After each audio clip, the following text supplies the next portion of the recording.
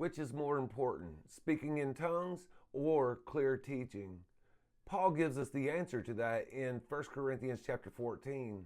In this chapter, he sharpens his teaching on spiritual gifts, stressing that the goal of each gift is the building up of the church. He guides the Corinthians from the sensationalism of tongues to the greater good, which is intelligible teaching and orderly worship. The following is a summary of 1 Corinthians chapter 14. 1 Corinthians chapter 14, verses 1 through 5. Paul urges believers to pursue love and earnestly desire spiritual gifts, especially that you may prophesy. He contrasts tongues, which speak mysteries to God and build up only the speaker, with prophecy, which conveys clear, encouraging messages to the congregation. Prophecy, Paul insists, is superior in corporate settings because it edifies, exhorts, and comforts the entire church. 1 Corinthians chapter 14, verses 6 through 19. Expanding on his preference, Paul argues that speaking in tongues without interpretation is like playing an indistinct musical instrument. It yields no benefit to the listeners.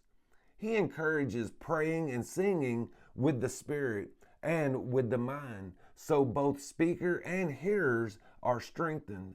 Clear communication, he insists, is indispensable for mutual edification.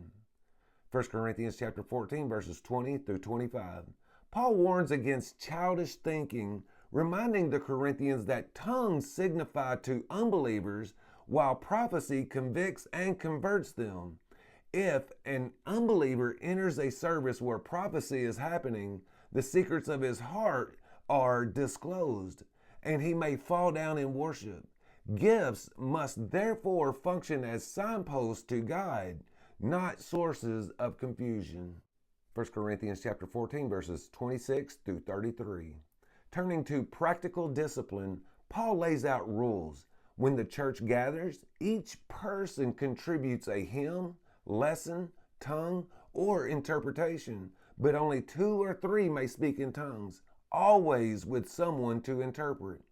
Prophets also speak one at a time, and all participants let things be done for building up. His motto, God is not a God of confusion, but of peace. 1 Corinthians chapter 14, verses 34 through 40. In a culturally charged closing, Paul instructs women to maintain silence as the law says, encouraging questions to be asked at home, an appeal often debated but rooted in his broader call for order. He concludes with a universal charge, covet earnestly the best gifts, but I still will show you a more excellent way, preparing the Corinthians for the supreme way of love. Hey, thank you for listening. Consider liking and following. I upload a chapter summary of the New Testament each weekday.